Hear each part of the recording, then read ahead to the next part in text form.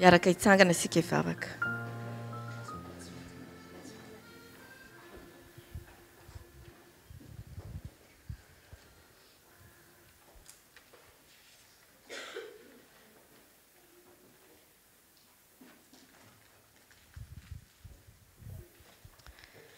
Rainay izay ny an-danitro, mbola misaotra anao izay tamin'ny fitahiana betsaka nomenao anay tamin'iny herinandro iny, tamin'ny andro lasa rehetra koa.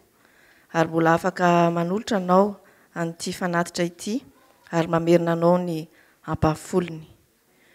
Raio, tianay atolotra anao koa amin'izao fotoana izao ny tenanay ary izany fanatitra rehetra izany raio dia mba mampiasainao hampandroso ny asanao. Ankehitriny izay raha hiaino ny teninao dia mangataka anao mba handrotsaka ny fananao masina amin'ny mpanomponao vavy Maria izay hitondra ny teny ka mba ny teninao no teniny. Ary izay hiaino koa raio dia mba sokafanao ny fo amam-pananay ka handray izany tanteraka ao amin'ny fiainanay. Amin'ny anaranao Jesosy, amen.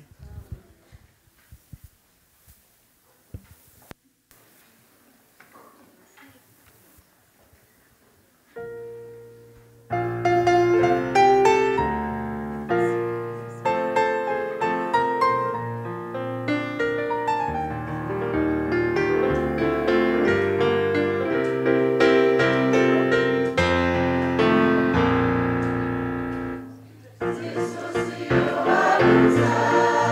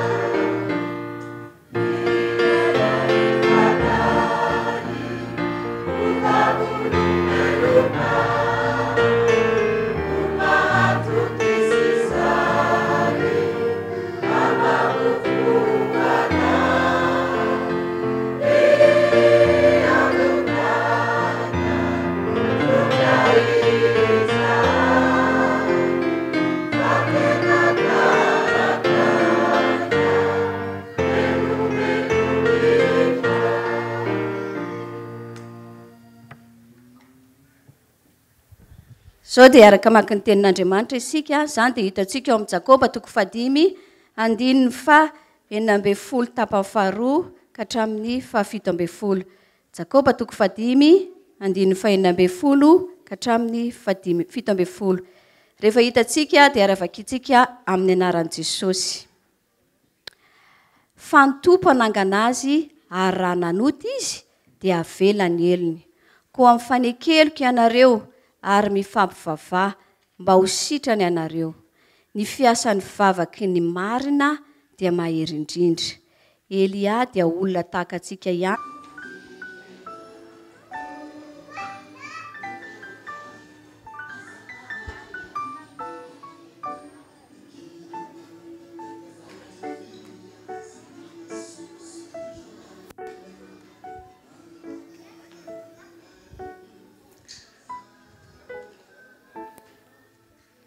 Bonjour les enfants, vous allez bien?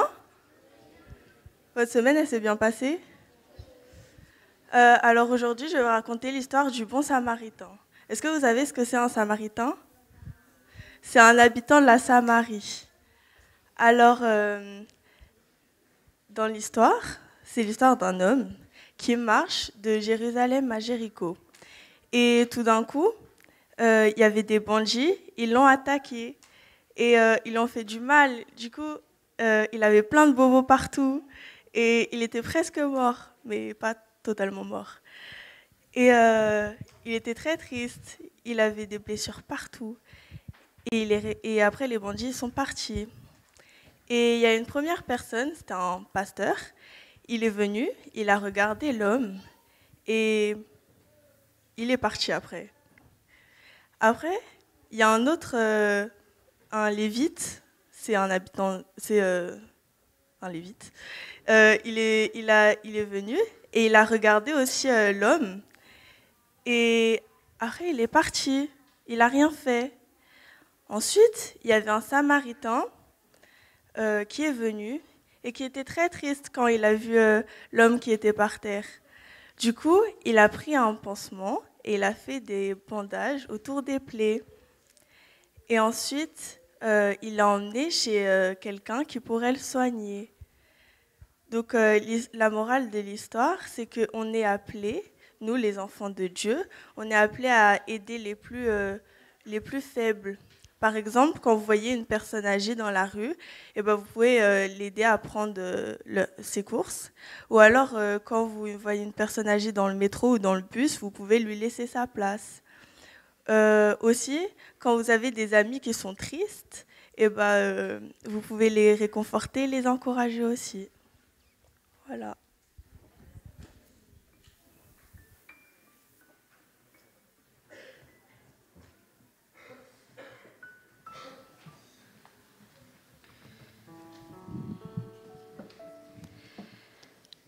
Mbola faly miarabantsika indray ny tenako tratran'izao fotoan-dehibe fotoanan'Andriamanitra izay tian'Andriamanitra tokoa satria Andriamanitra dia tia miaona amin'ny vahoakany.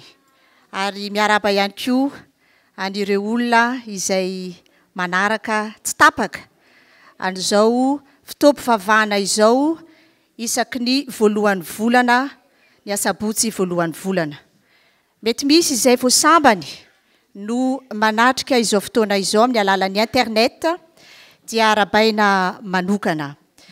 Tiako ny mitodika aminareo manokana milaza fa rehefa vita ity fotoana ity dia ho hitanao ho affiché eo amin'ny écran ny site n'ity fiangonana ity. Ka raha misy fijoroana vavolombelona fanandramana izay nataonao tamin'ny tompo tianao ho zaraina dia afaka manoratra ao amin'ny site ny fiangonana ary raha ohatra moa ka misy vavaka antom-bavaka izay tianao zaraina amin'ny fiangonana dia raisina tanam-polo izany entin'ny fiangonana am-bavaka.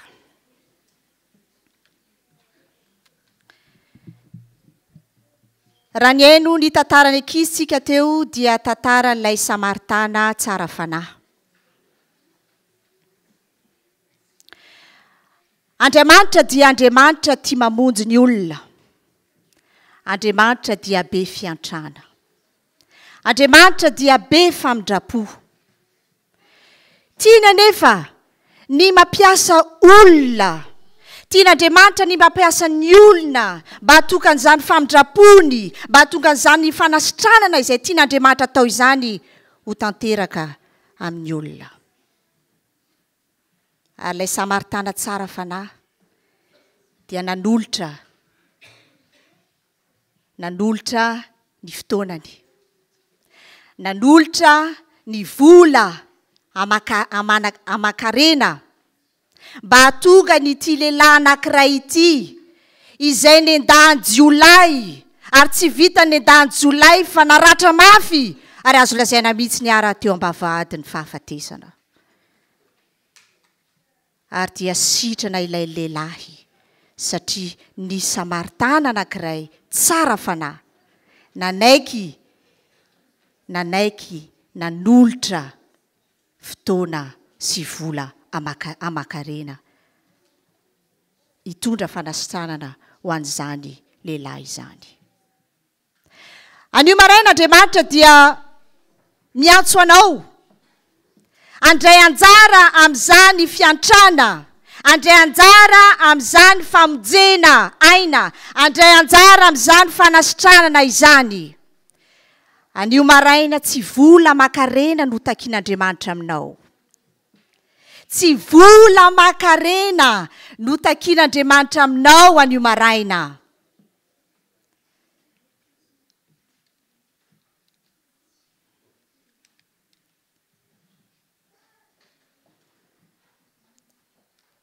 Fahitaky aminao ao amin'ny bokin'i Jakoba toko 5, bokin'i Jakoba toko 5, 9:40. Bokin'i Jakoba 5:5, 9:40 dia milaza mifampivavaha mba ho sitrana ianareo. Anio maraina Andriamanitra dia tsy mitaky vola aman-karena avy amintsika hitondra fanasitranana ho an'ny olona anankiray, fangataka kosa fotoana amintsika hahatonga antsika hivavaka mba hahatonga ny olona anankiray hahazo fanasitranana.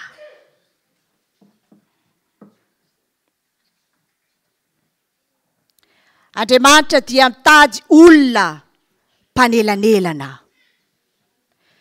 Inona ny atao hoe mpanelanelana? Ny olona anankiray izay atao hoe mpanelanelana dia olona izay mitondra eo amin'Andriamanitra, olona mitondra eo anatran'Andriamanitra fianakaviana, mitondra eo anatran'Andriamanitra firenena.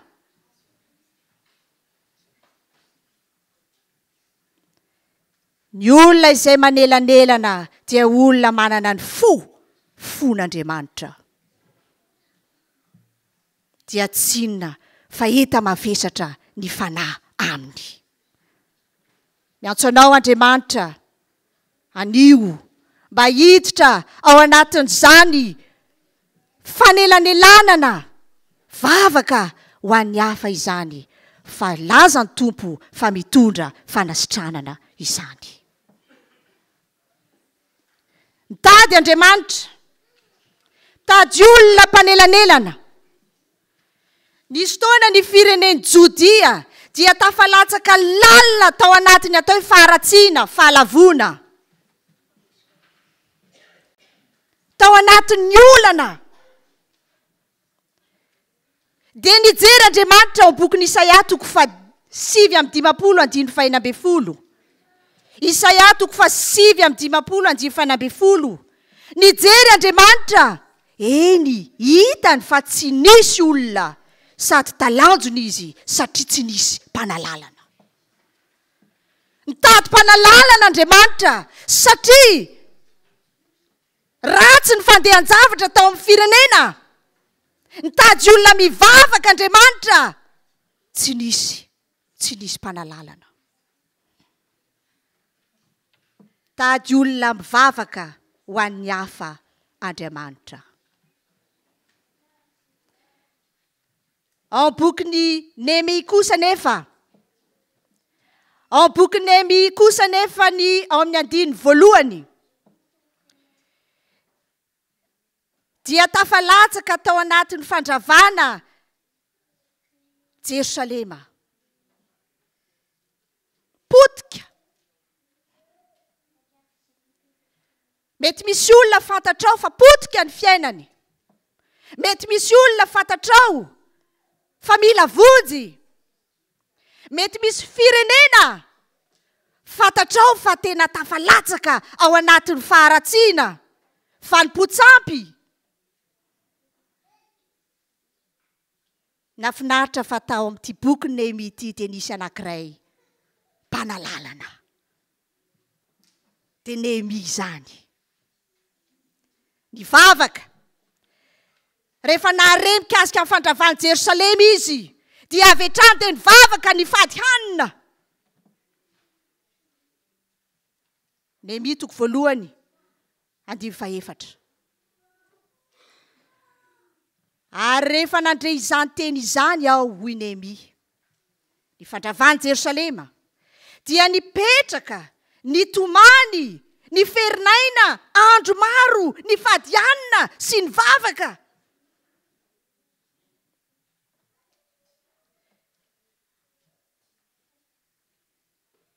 Ary rehefa nanao izany Néhémia, dia inona ny zavatra nitranga? Niditra tsehatra Andriamanitra. Mila olona mpanelan'Andriamanitra. Mila olona mivavaka Andriamanitra mba hatonga ny toe-javatra miova. Mba hatonga ny olona anankiray miova.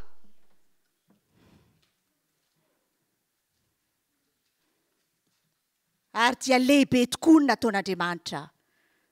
Fa na ny fony mpanjaka ara, dia ain'Andriamanitra nampitodika ny fony mpanjaka. Ka atonga ny zavatra rehetra. Atonga ny zavatra rehetra irindra mba anamboarana ny Jerosalema.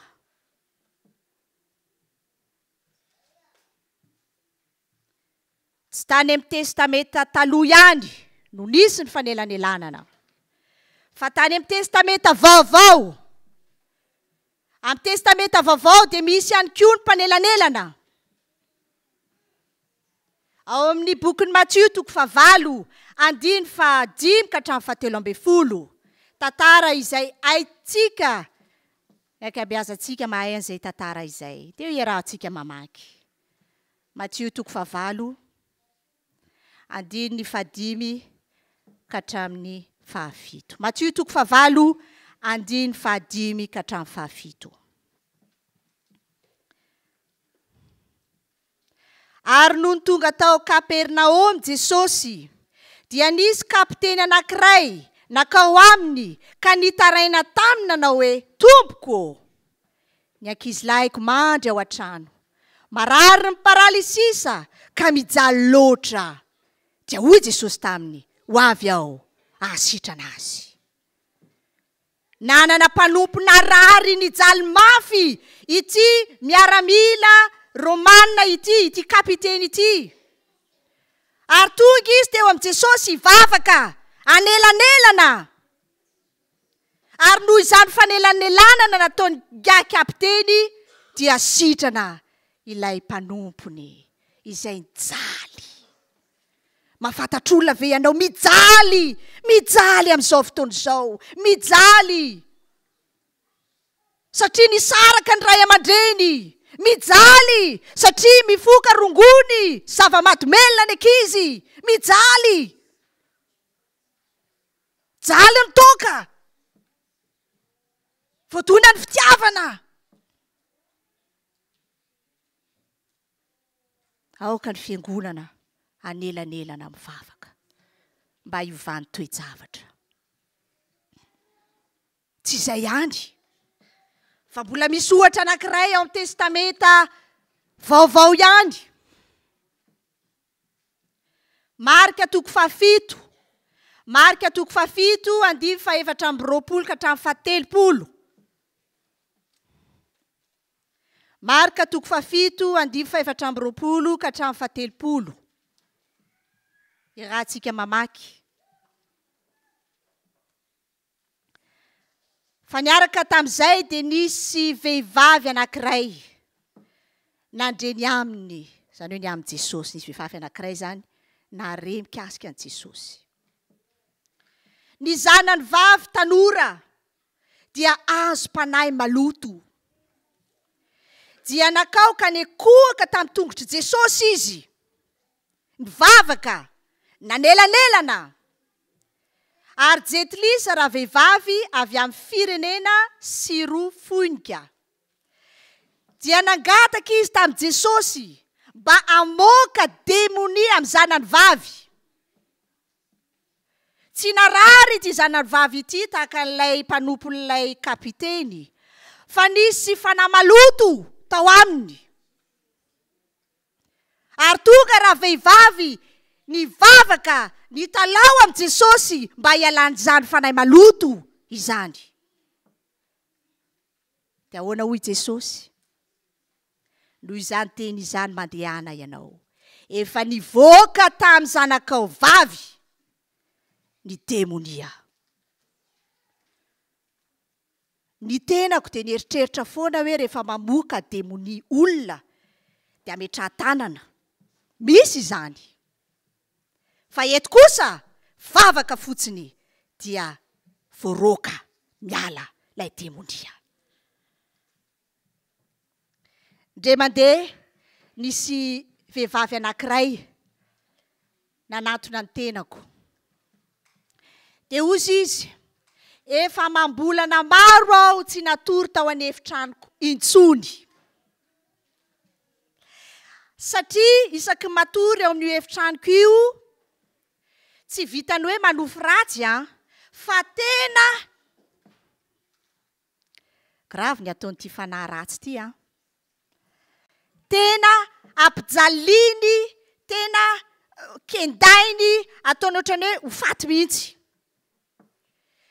Dia rehefa niteny azy, ny tantara izany tamiko izy, dia nieritreretiko, dia ny hoe, ozy izy taminy hoe, ia, hivavaka ho an'izany isika. Fa Andriamanitra ihany mahalala ny tokony atao amin'izany. Dia ny ao an-tsaiko dia nieritreritra hoe mety hoentin'Andriamanitra ho any androaka an'izany fanahy ratsy izany. Tsy izany anefa nataon'Andriamanitra ry havana. Vavaka. 2 herinandro taty aoriana dia ozy izy raha vehivavy. Efa matory ao an'efitranoko ao. Dia ozy izy tamin'ny raha vehivavy. Jesosy nanafaka n'ilay fanahy ratsy. Ary matoy ianao natory niditra tao amin'ilay efitrano. Dia Jesosy mihitsy no nanome toky tao amin'ny fonao sy ny sainao. Vavaka. Aoka ny fiangonana ho tia mivavaka. Tsy dia misy firy ny fahagagana satria tsy ampy ilay vavaka. Atsirambina ny vavaka. Manomboka an'io. Raiso, fanapa-kevitra, fa anana fiainam-bavaka. Hitondra ny hafa ho eo amin'ny tongotry Jesosy Kristy, izay efa manana ny fahefana rehetra amin'ny zavatra rehetra. Zao anefa, mahafinaritra Andriamanitra. Miantso antsika izy hivavaka. Tsy miantso antsika fotsiny ihany Andriamanitra, fa anome antsika ny tory lalana ahatonga ny vavantsika mahomby. Ahatonga ny vavaka izay ataontsika mahery indrindra. Dia izany ny voalazany ao amin'ny Jakoba 5:9. Tsy ambara telo ny vavaka mahery, vavaka mahomby. Izany hoe misy vavaka izany tsy mahery, tsy mivaly. Fa misy vavaka kosa soratra masina milaza dia mahery. Ary mazava ny teny tompo amin'ny bokyny Jakoba. Jakoba 5:5. Jakoba 5:5. Ny fiasa ny vavaky ny marina dia mahery indrindra. Tsy vavaky ny maro. Na misy anaky 100 aza no mivavaka, tsy misy marina na dia iray aza dia tsy mahery ny vavaka. Mazava ny teny tompo fa ny vavaky ny marina. Petraka amin'ny fanontaniana, inona moa no atao hoe marina? Tsara ihany faritana ny atao hoe marina. Satria raha mantany zao eto, iza aminareo marina? Sira fa tsisy anangatanana. Raha mantany zao iza aminareo marina? Hoy ny tompo. Aleloia, misy tanana ray. Eny, be fanetretena tsika. Tsika malagasy. Fantako, fa maro antsika mahafantatra fa marina eo anatrehan'i Jehova. Satria ny olona marina araka ny voalaza amin'ny Romanina 7:20. Ny olona marina dia voalaza amin'ny Romanina 7:20. Ny olona marina eo anatrehan'i Jehova. Tsy olona marina eo ohatran'ny olombelona ny resahana, fa ny marina eo anatrehan'i Jehova. Dia hoy izy, koa amin'izany dia ataontsika fa finoana no anamarinana ny olony, fa tsy ny asan'ny lalàna. Mbola tsy nanao asa marina akory ny olona anankiray, dia efa lazain'ny lanitra sady fa marina izy, satria mino an Jesosy Kristy. Mbola tsy nisy asan'ny lalàna akory, mbola tsy nisy asa marina akory nataony, fa mino an Jesosy izy, dia eo anatrehan'ny lanitra marina izy. Zao anefa, amakindray isika amin'ny Jaona 1:7. Jaona 1:7. Zao indray ny lazainy ao. Jaona 1:7.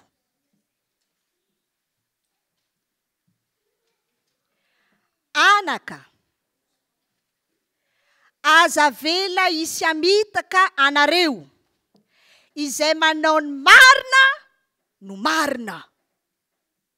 Eny marina tahaka azy. Tamin'ny voalohany dia hoe tsy nisy asa marina nataonao na dia iray ara. Nefa dia lazaina fa hoe satria ianao mino dia marina.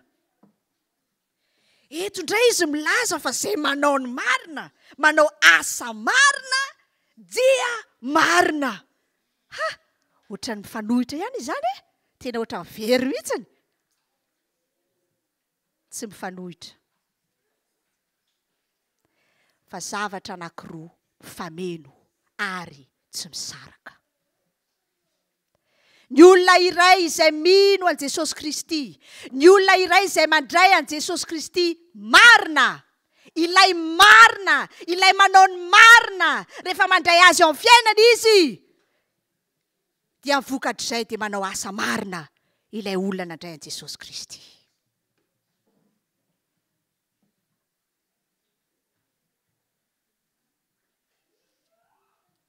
Marina izy satria ilay marina ao aminy ary manao ny ataon'ilay marina izy. Ary tak'izany ihany koa, iny natao hoe olona masina. Ny olona masina dia olona izay mandray an Jesosy Kristy, izay mino an Jesosy Kristy, dia masina eo anatrehan'ny lanitra. Saingy ao amin'ny Hebreo 12:4. Hebreo 12:4 dia milaza. Hebreo 12:4 mieza mitady fihavanana amin'ny olona rehetra ary mieza mitady ny fahamasinana fa izay tsy manam-pahamasinana dia tsy ahita ny tompo. Izany hoe ny olona anankiray izay mino an' Jesosy dia marina, masina, fa kosa mila mikatsaka, mila miezaka miroso amin'ny atao hoe fahamasinana. Ary rehefa izay ry havana dia mahery ny vavakintsika satria ny vavaky ny marina no mahery indrindra. Ka aoka ane isika hikatsaka an'izany fahamasinana izany. Dia rehefa miverina amin'le Jakoba 5 vakitsika teo. Dia vakitsika ndre mandeha. Ilay Jakoba 5 izay novakiny rahavavy no Elisoa teo. Ny vavaky marina ozy izy mahery indrindra. Dia naka ohatra ny tenin'Andriamanitra. Iza no nalainy ohatra? Iza no nalainy ohatra? Mpaminany Eli.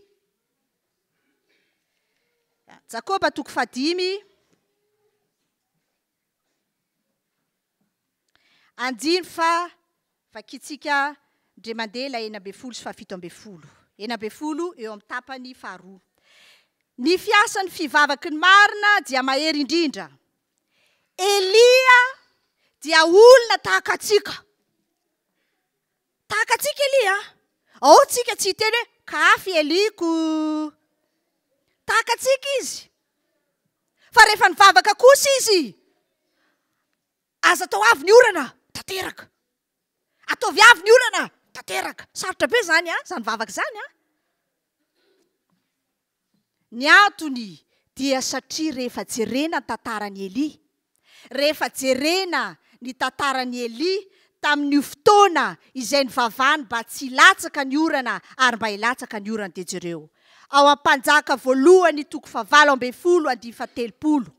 Mpanjaka voalohany 7:10. Izay mampiseho fa Eli dia olona marina. Ary izany no iantsoan'Andriamanitra antsika mba ho marina tahaka ny Eli. Ary Eli namboatra ny altaran'i Jehova izay efa rava.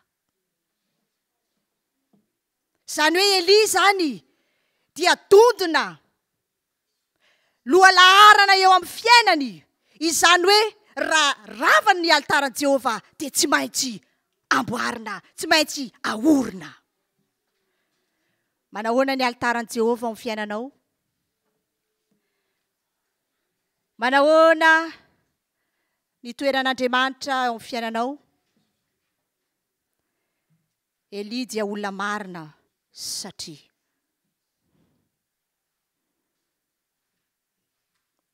namboatra ny altaran'i Jehova izay efa rava.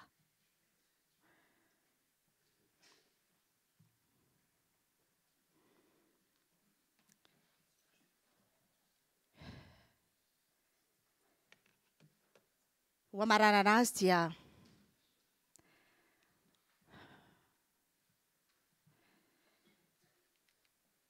Andriamanitra dia miantso antsika aoka ho masina ianareo.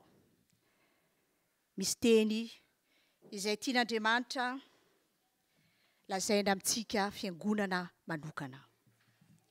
Andro vitsivitsy izay dia efa lazaiko teto ihany. Nisy ady natrehako ady sarotra. Resaka nofo. Nofo tsy faly satria voentsika. Ny fanahy kosa nefa dia milaza fa mifalia. Ary rehefa todo izany olana izany aho nisy ady tato anatiko dia te hifadianina, hivavaka sy hifadianina.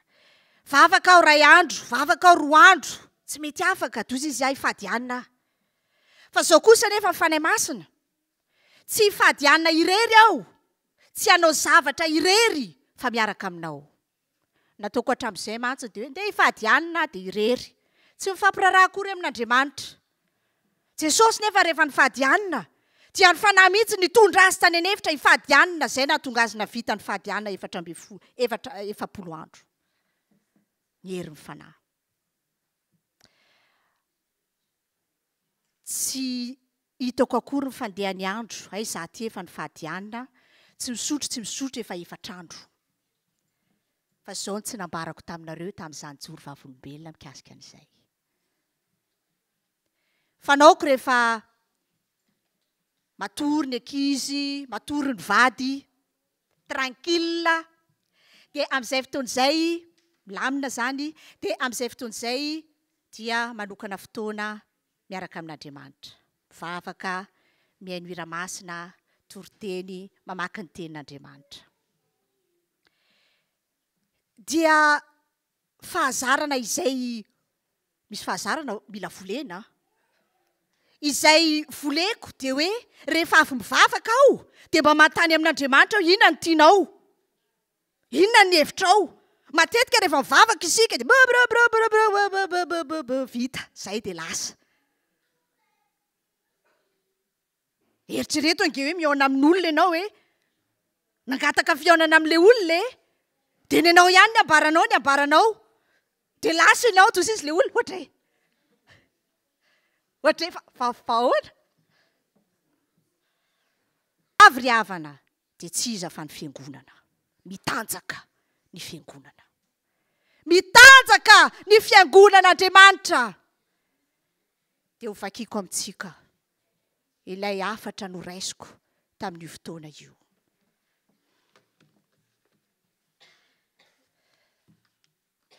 de izay no amaranantsika azy te frantsay le izy fa ho adikako amin'ny teny gasy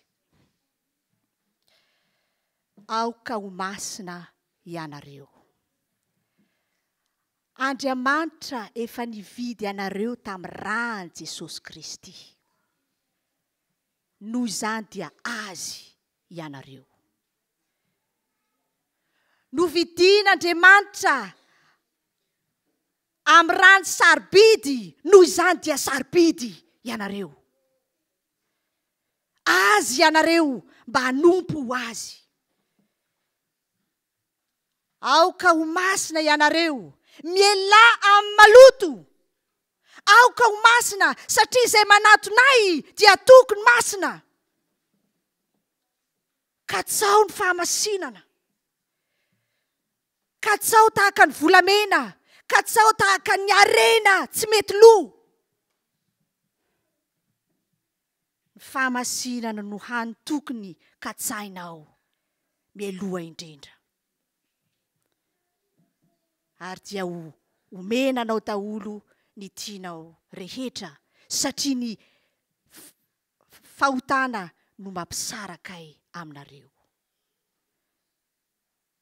dinio ny tenin'Andriamanitra fa io ny manadio ny fiangonana satria ny fiangonana izay mivavaka dia tokony fiangonana madio ary rehefa izany dia ho akasitran'Andriamanitra rehefa izany dia ny fanatitra omenao dia ho akasitran'Andriamanitra ary na mivavaka izay ataonao ara dia ho valian'Andriamanitra miala amin'ny faharatsiana mibeba ka aoka ho atao batisa amin'ny rano sy amin'ny fanahy ianareo amen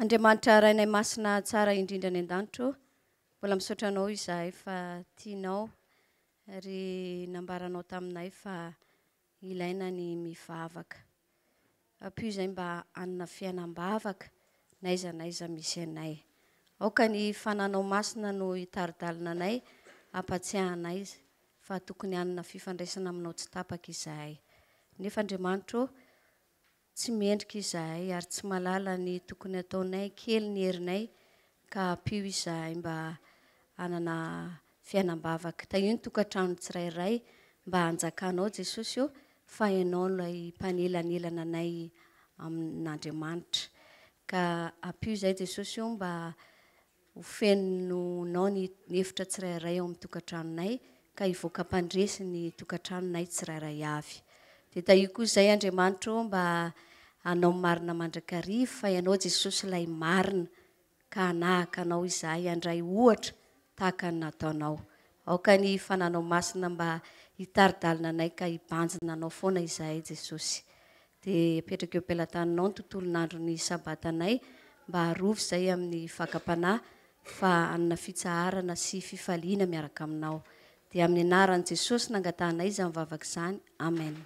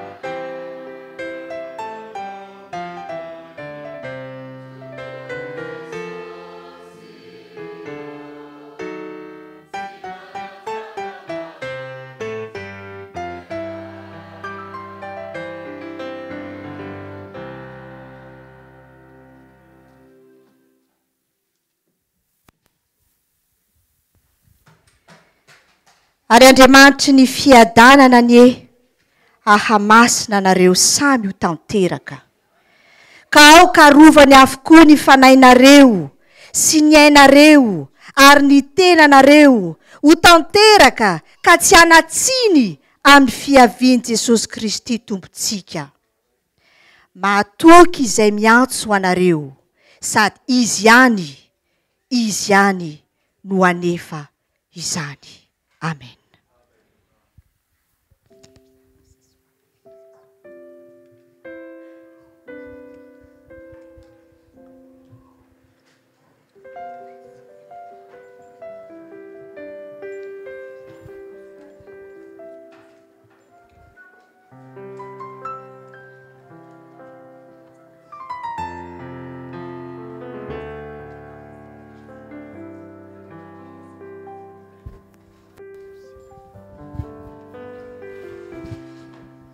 Araky ny Araky ny voalaza tamin'ny filazandrara teo dia androany tsitsika ny fiangonana no hamangy ny fianakaviana Andriambavonjy lanto